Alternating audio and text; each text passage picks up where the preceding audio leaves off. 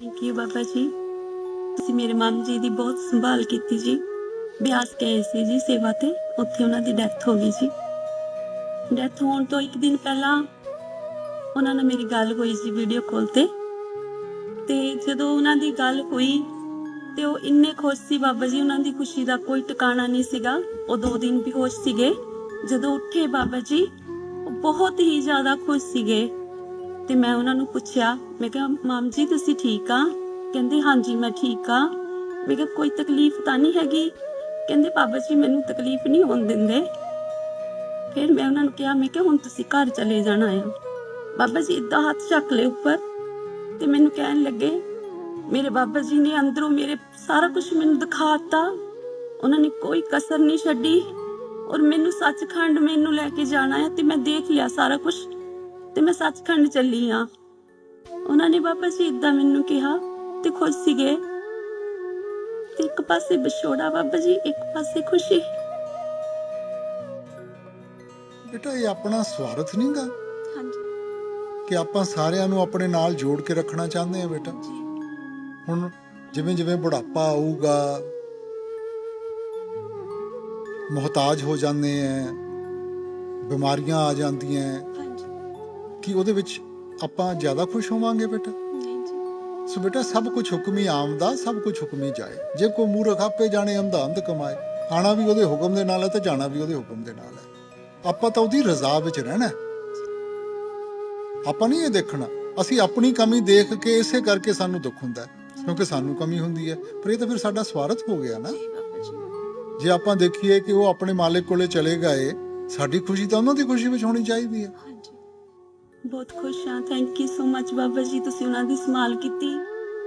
ਰਾਸ਼ੇ ਬਾਬਾ ਜੀ, ਬਾਬੇ ਤੁਸੀਂ ਕਹਿੰਦੇ ਹੋ ਵੀ ਮੰਗ ਕੇ ਦਾਇਰਾ ਛੋਟਾ ਕਰਨਾ ਹੁੰਦਾ ਆਪਣਾ, ਸੋ ਮੰਗਣ ਦਾ ਤਾਂ ਕੋਈ ਹੈ ਹੀ ਨਹੀਂ, ਤੁਸੀਂ ਆਪੇ ਜਾਣੀ ਜਾਣ।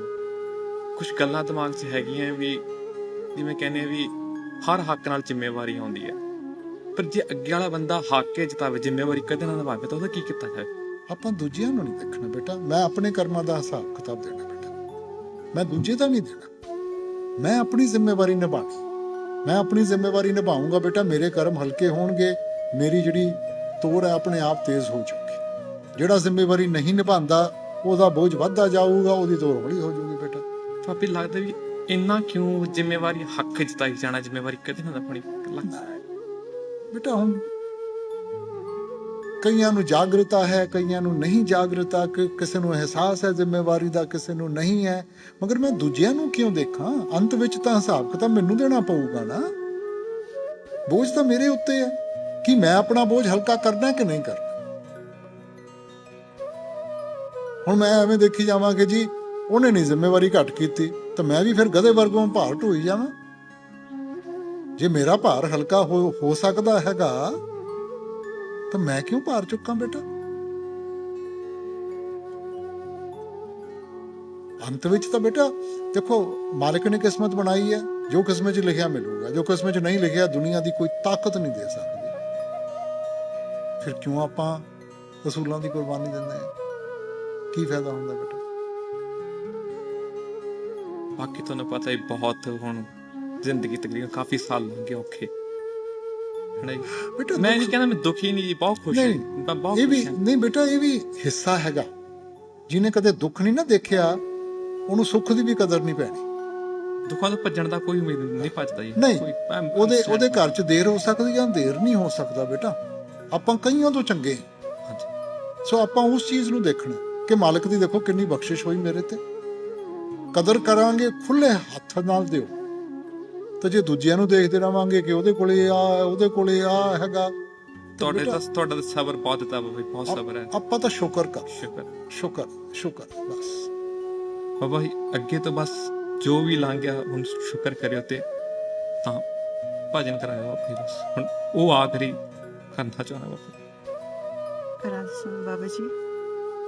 बाबा जी पहले आपका शुक्रिया कि आपने हम लोगों को ये मौका दिया कि आज हम आपके चरणों में बैठे हैं। हमें बताया गया था कि आपका क्वेश्चन जो है रूहानियत से संबंधित होना चाहिए, पर रोज़मर्रा के जीवन में और जब आपके बच्चों की सीरियस इलनेस होती हैं जो कभी ख़त्म होने का नाम ही नहीं ले रही, एक के बाद एक के बाद एक, उसमें कैसे हम भजन सिमरन पे फोकस कर सकते हैं। बहन जी, जिंदगी में जिस चीज के ऊपर आप अपना ध्यान रखेंगी ना, वही चीज आगे आएगी। अगर हम प्रॉब्लम के ऊपर ध्यान रखेंगे तो प्रॉब्लम बढ़ती जाएगी। अगर हम सोल्यूशन के ऊपर ध्यान रखेंगे, हमें कहीं ना कहीं जरूर सोल्यूशन मिलेगा। अब देखो, हमारी अवस्था जो भी है, हमारी अवस्था ऐसी कैसे बनी? अपने कर्मों के ऊपर बनी हुई। जो किस्मत है वो कर्मों के ऊपर निर्भर है बेटा।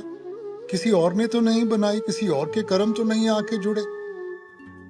जैसी करनी वैसी भरनी। कर्म जो जो करेगा तू, वही फिर भोगना भरना।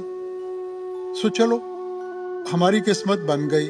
हमें चलो नादानी थी, जो मर्जी कह लें, उस वक्त हमसे कर्म हो गए। कर्मों ने किस्मत बना दी, किस्मत ने एक अवस्था में लाके हमें खड़ा कर दिया। अब हमारे ऊपर मुनस्सर है। अगर हम पॉजिटिव होंगे, अगर मालिक के हुक्म में रहेंगे, हम हर एक चीज से निकल जाएंगे। अगर सिर पकड़ के बैठ जाएंगे, बहन जी, भोगना तो फिर भी पड़ेगा। सो बेहतर क्या है कि हम अगला कदम उठाएं। अब सोल्यूशन किस में है? देखो, बीमार आदमी डॉक्टर के पास जाता है, कोई ये तो नहीं कहता कि जी जब मैं ठीक हो जाऊंगा तब मैं डॉक्टर के पास जाऊंगा। सो हमारी दवा क्या है? मैं दूसरे को वही दे सकता हूं जो मेरे पास है। अगर मेरे मन में शांति है, मेरे अंदर खुशी है, मैं बांट सकता हूं। अगर मेरे अंदर हर वक्त मेरा मन बेचैन है, गिले शिकवे हैं, मैं वही बांटूंगा ना।